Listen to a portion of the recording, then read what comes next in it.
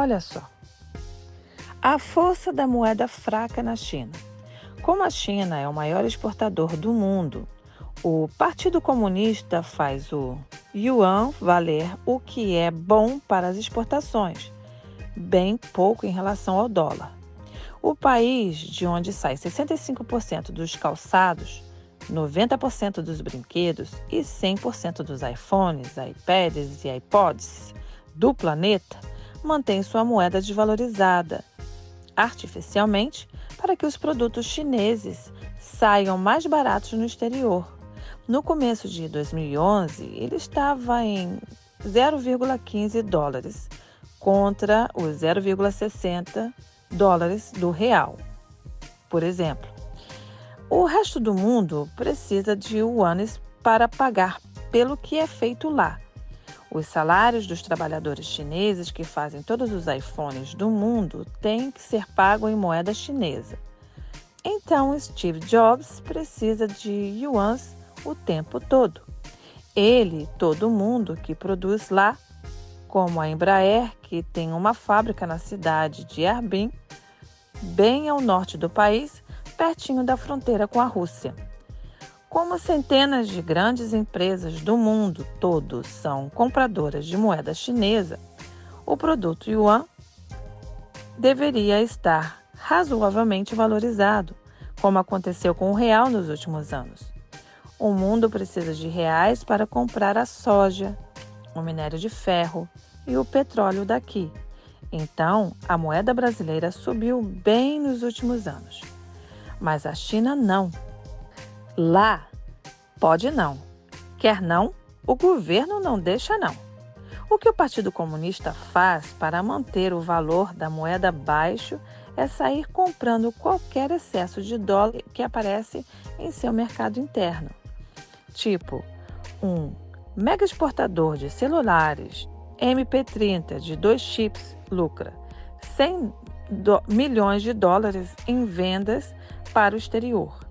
Agora imagine que o vizinho de porta dele é um empresário fã de Ford Mustang que está a fim de montar uma concessionária em Pequim, dedicada exclusivamente ao carrão americano. Vamos dizer que ele precise de 10 milhões de dólares para começar o negócio. Se a economia internacional da China fosse formada só por esses dois caras, iriam sobrar 90 milhões de dólares sem destino. Isso aumentaria a oferta de dólares no mercado. Aumentou a oferta, baixou o preço. Se o preço do dólar cai, significa que você vai precisar de menos yuanes para comprar a moeda americana. Opa, mas aí vem o yuan, acaba valorizado, exatamente o que o governo não quer. O que ele faz então? Vai lá, compra ele mesmo os 90 milhões de dólares que estavam de bobeira ali. Sem os 90 milhões de dólares extra, a oferta não aumenta. E tudo continua na mesma. O yuan não valoriza exatamente o que o governo quer. No mundo real, em 2010, sobraram 183 bilhões de dólares no mercado chinês. E quanto às exportações bateram as importações lá, o superávit comercial deles, o do Brasil, que também é um grande exportador, foi de 25 bilhões de dólares, para dar uma ideia. O que o governo chinês fez, claro, foi comprar boa parte desse excedente, assim o dólar não cai e o yuan não sobe. Exatamente o que eles queriam. Essas compras que o governo faz o tempo todo deixaram o Estado chinês com a maior poupança em dólar no mundo. São 3 trilhões de dólares, 2,5 vezes o PIB do Brasil. Em 2006 era a metade disso. O segundo colocado nesse item, o de reservas internacionais, é o Japão, com 1 trilhão de dólar. O Brasil tem 300 bilhões de dólares. O que os países fazem com tanto dinheiro guardado? O grosso eles emprestam para os Estados Unidos. Pois é, a economia é sinuosa mesmo. Vamos ver os detalhes dessa operação mais à frente. Agora estamos falando de inflação. E sim, tem um lado inflacionário nesse aspirador de dólares chinês. Comprando moeda americana dentro da China no volume que eles compram, a economia acaba lotada de yuans. Boa parte de yuans novos saídos direto das impressoras de dinheiro. Claro que isso pressiona a inflação, mas não é o que ela se manteve sob controle, certo? O país segurou a bronca do aumento da quantidade de moeda produzindo loucamente no mercado interno, ou seja, fazendo com que os yuans novos tivessem como ser usados como comprar coisas novas. Enquanto o Império Romano crescia para os lados, anexando territórios e levando para o capital produtos que podiam ser comprados como com denários e sestércios, a China cresce para cima, levantando prédios que podem ser comprados com yuans. Só Xangai levantou 6.700 prédios de mais de 10 andares entre 1990 e a metade da década passada. Nova York inteira tem 6.000. Até 2020, estima-se o coração financeiro da China terá mais de 8.000 desses de pé. E claro que não é só o prédio que sobe ali. Em 2009, a China inaugurava 2 usinas termoelétricas por semana.